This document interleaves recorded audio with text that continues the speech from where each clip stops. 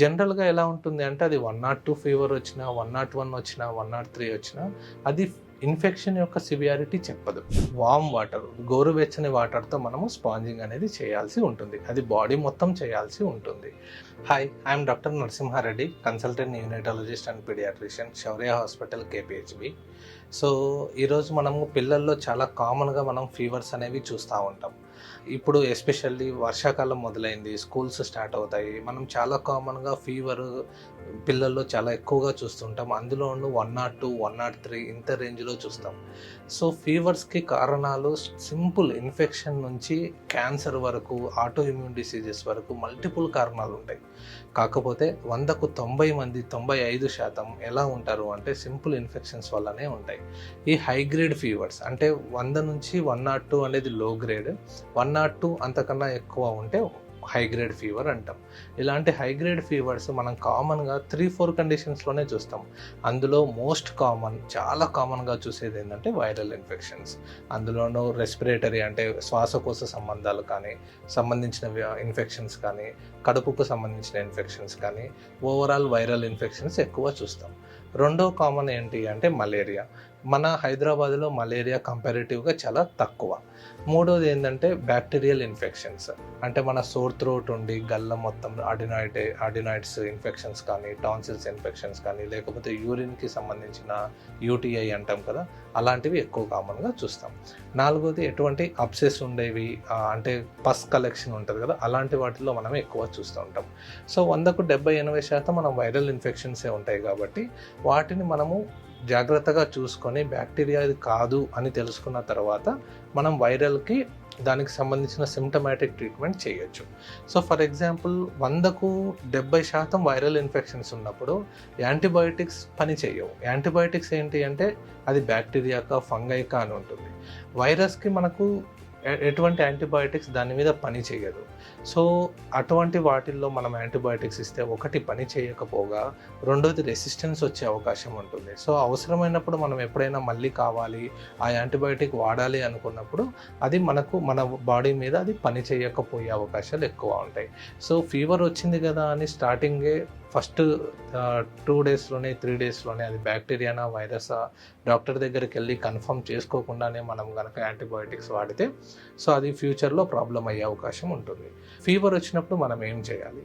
జనరల్గా ఎలా ఉంటుంది అంటే అది 102 ఫీవర్ వచ్చినా, 101 వచ్చినా, 103 వచ్చినా అది ఇన్ఫెక్షన్ యొక్క సివియారిటీ చెప్పదు. సో అది మన ఫైటింగ్ కెపాసిటీ చెప్తుంది. మన బాడీలోకి ఇన్ఫెక్షన్ వస్తే మనం ఫైట్ చేస్తాం. మన స్ట్రాంగ్ ఫైటర్ అయితే హై ఫీవర్ వస్తుంది. కొంచెం తక్కువ ఫైట్ చేస్తే ఆటోమేటిక్గా తక్కువ ఫీవర్ వస్తుంది.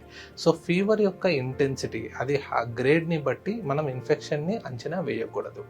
అయితే మరి ఎలా అసలు అంచనా వేయాలి అంటే ఫీవర్కి డ్యూరేషన్ ఎంత గ్యాప్ ఉంది.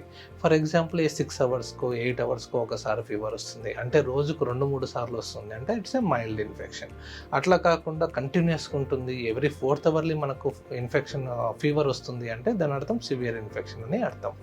సో ఇలాంటి స్టేజెస్లో మనం ఏం చేయాలి అంటే ఒకటి ఫీవర్ తగ్గించుకునేదానికి బాడీ మొత్తం స్పాంజింగ్ చేయాలి. మన పెద్దవాళ్ళు ఏంటంటే ఓన్లీ ఫోర్ హెడ్లో మాత్రమే స్పాంజింగ్ పెడతారు. అలా కాకుండా బాడీ మొత్తం స్పాంజింగ్ చేయాలి. అందులోనూ warm water, normal tap water చల్లగా ఉంటాయి, చల్లని వాటర్ కానీ హాట్ వాటర్తో కానీ చేయకూడదు. నార్మల్ వామ్ వాటర్, గోరువెచ్చని వాటర్తో మనము స్పాంజింగ్ అనేది చేయాల్సి ఉంటుంది. అది బాడీ మొత్తం చేయాల్సి ఉంటుంది. ఫీవర్కి తగ్గ మెడికేషన్, సో యూజువల్గా పారాసెటమాల్ కానీ మనము పారాసెటమాల్ కానీ, ఇబుప్రోఫెన్ కానీ, మెఫ్టాల్ కానీ సివియారిటీ బట్టి మనము చైల్డ్కి పలానా డోసెస్లో వాడమని చెప్తాము.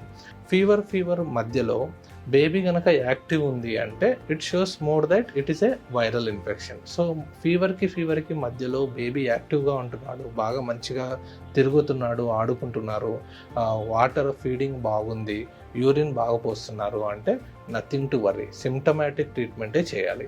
అట్లా కాకుండా ఫీవర్కి మధ్యలో చైల్డ్ డల్ ఉంటున్నాడు, లేకపోతే ఫిట్స్ వస్తున్నాయి, శ్వాసకు తీసుకోవడంలో ఇబ్బంది పడుతున్నాడు, డొక్కలు ఎగరేస్తున్నారు, యూరిన్ వేసేటప్పుడు ప్రాబ్లం ఉంది, లేకపోతే ఎక్కడన్నా మనకి బ్యాక్టీరియాకి సంబంధించిన ప్రాబ్లం ఉంది, నిమోనియా లాంటివి ఉన్నాయి, ఇట్లా ఏమన్నా ఉంటే మనం వెంటనే యాంటీబయాటిక్స్ వాడడం కానీ అవసరాన్ని బట్టి మనం అడ్మిషన్ కూడా చెప్తాము. సో మన బాడీలో ఫీవర్ వచ్చినప్పుడు ఒకటి స్పాంజింగ్ చేయడము, 2 పారాసెటమాల్ వాడుకోవడము, అదే ఫీవర్ మెడికేషన్ వాడుకోవడము, 3వది మనం హైడ్రేషన్ మెయింటైన్ చేయడం. హైడ్రేషన్ అంటే ఫీవర్లో ఏమవుతుందంటే మన బాడీలోంచి తేమ శాతం అనేది బయటికి వెళ్ళిపోతుంది. అలాంటప్పుడు మనం రీప్లేస్ చేయాల్సి ఉంటుంది. సో నార్మల్ వాటర్ కానీ, కోకోనట్ వాటర్ కానీ, బటర్ మిల్క్ కానీ, ఓఆర్ఎస్ శాచెట్స్ కానీ, లెమన్ వాటర్ కానీ ఇలాంటి వాటితో మనం ఫ్రీక్వెంట్గా తాగుతూ ఉంటే, పిల్లలకి తాపిస్తూ ఉంటే ఆ ఫీవర్ అనేది మనం పోగొట్టుకున్న వాటర్ శాతం, తేమ శాతం అనేది మళ్ళీ రీప్లేస్ అవుతుంది. సో ఇవి సిమ్టమాటిక్ ట్రీట్మెంట్. ఎప్పుడు యాంటీబయాటిక్స్ వాడాలి అనేది మీ డాక్టర్ గారు చెప్తారు. థ్యాంక్ యూ అండి.